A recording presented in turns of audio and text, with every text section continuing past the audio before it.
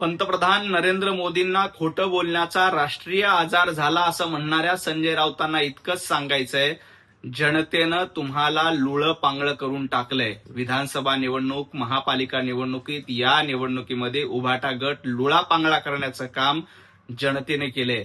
आणि पंतप्रधान नरेंद्र मोदीजी यांना राष्ट्रीय आजार नाही, तर या राष्ट्राचे आधार आहेत.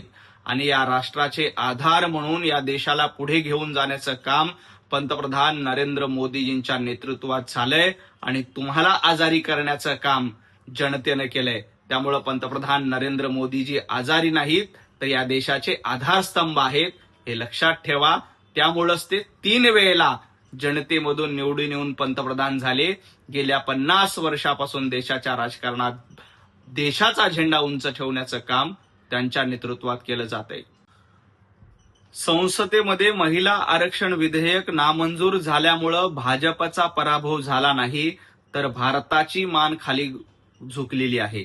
संजय राऊत, तुम्हाला या देशाबद्दल अभिमान वाटत नाही, कारण तुमचं पाकिस्तानचं प्रेम आहे. पंतप्रधान नरेंद्र मोदीजींनी नारी शक्ती वंदन विधेयक आणून महिलांना सन्मान देण्याचा प्रयत्न केला होता, परंतु तो विधेयक नामंजूर करून तुम्ही इथल्या नारी शक्तीचा, मातृशक्तीचा अपमान करण्याचं काम केलं. 2023ला या विधेयकाला तत्वता मान्यता मिळाली होती, हे सोयीस्कर तुम्ही विसरतात. त्याची अंमलबजावणी कालच्या विधेयकाने होणार होती. त्याची अंमलबजावणी करण्यासाठी नारी शक्ती वंदन विधेयक आणलं होतं, परंतु तुम्ही त्या विधेयकाची अंमलबजावणी होऊ दिली नाही आणि ते संसदेमध्ये हाणून पाडण्याचा प्रयत्न केला.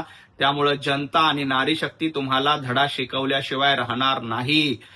तुम्ही प्रसार माध्यमांचा वापर कसा करायचा याबद्दल सांगण्याच्या भानगडीत पडू नका.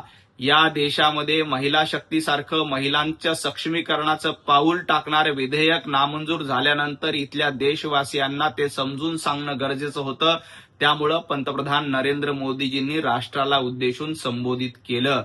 संजय राऊत, तुम्हाला पाकिस्तानला उद्देशून संबोधित करायचं असेल तर त्यासाठी शुभेच्छा, कारण भारतामध्ये तुमचं भाषण ऐकायला कोणीही उत्सुक नाहीत. तुम्ही कधीतरी पाकिस्तानला जाऊन संबोधित करा, तिथं तुमचं लोक ऐकतील.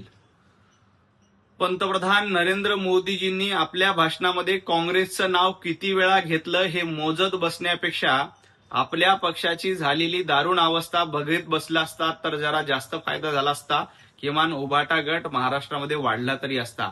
आणि अनेक राज्यातून काँग्रेसला मुक्त करण्याचं काम या देशातल्या नागरिकांनी, त्या राज्यातल्या नागरिकांनी केलेलं आहे, मतदारांनी केलंय. आणि काँग्रेसचं भवितव्य काय आहे हे सांगण्याच्या भानगडीमध्ये संजू बाबा राऊत तुम्ही पडू नका. काँग्रेसला या देशामध्ये किंमत नाही. जनतेने दाखवून दिलेलं आहे की काँग्रेसचं अस्तित्व आता संपत आलेलं आहे. आणि राहिला प्रश्न लोकसभेमध्ये खासदार का वाढवले जातात हे संजय राऊत तुम्ही विचारतायत, तर लोकसभेमध्ये जेवढी लोकसंख्या असते त्याच्यानुसार खासदारांचं प्रतिनिधित्व असलं पाहिजे. दक्षिणेकडील राज्यामध्ये मोठ्या प्रमाणात खासदारांची संख्या वाढणार होती, तुम्ही त्याला विरोध का केला याचं आधी उत्तर द्या. दक्षिणेमध्ये 50% पर्यंत खासदारांची संख्या वाढणार होती, मग त्या राज्यांचं नुकसान संजय राऊत, इंडी आघाडी आणि काँग्रेसच्या माध्यमातून केलंय, त्याला उत्तर तुम्ही देणार आहात का? त्याबद्दल मूग गिळून गप्प आहात? हिंमत असेल तर आधी त्या दक्षिणेतल्या राज्यांना तोंड दाखवा, त्यांच्या प्रश्नांची उत्तरं द्या आणि मग बोंबाबोंब करायला सुरुवात करा.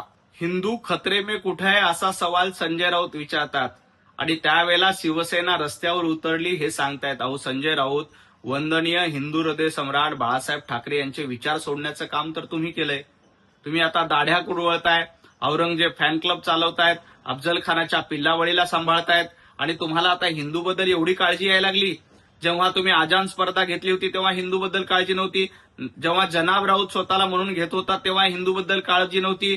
जेव्हा बाळासाहेब ठाकरे यांचा जनाब बाळासाहेब ठाकरे असा उल्लेख केला त्यावेळेला तुम्ही मूग गिळून गप्प होता, त्यावेळेला तुम्हाला हिंदूंची काळजी नव्हती. याकूब मेमनच्या केबरीचं सुशोभीकरण करण्याचं काम महाविकास आघाडी सरकारने केलं होतं, तेव्हा तुम्हाला हिंदूबद्दल काळजी नव्हती. महाराष्ट्रामध्ये मोठ्या प्रमाणामध्ये धर्मांतराचे प्रकरण झाले, परंतु उद्धवजी ठाकरे गेल्या 10 दिवसापासून एक पत्रकार परिषद घेतली नाहीत, मूग गिळून गप्प आहेत. टीसीएस सारखं गंभीर प्रकरण झाले असताना देखील उद्धवजी ठाकरे यांच्यामध्ये हिंमत झाली नाही की महाराष्ट्रातलं धर्मांतर आम्ही रोखू, आम्ही रस्त्यावर उतरू. हे म्हणण्याची हिंमत उद्धवजी ठाकरे का करत नाहीत? कारण त्यांना दाढ्या कुरवायच्यात आणि दाढ्यांची मतं हवीत. त्यामुळं उद्धवजी ठाकरे घरामध्ये बसून आहेत. एक पत्रकार परिषद नाशिकच्या धर्मांतर प्रकरणामध्ये उद्धवजी ठाकरे यांनी घेतली नाहीत. तुम्हाला दाढ्या कुरळून दाढ्यांची मतं मिळवायची आहेत, हा तुमचा अजेंडा पुन्हा एकदा जनतेला समोर आलेला आहे.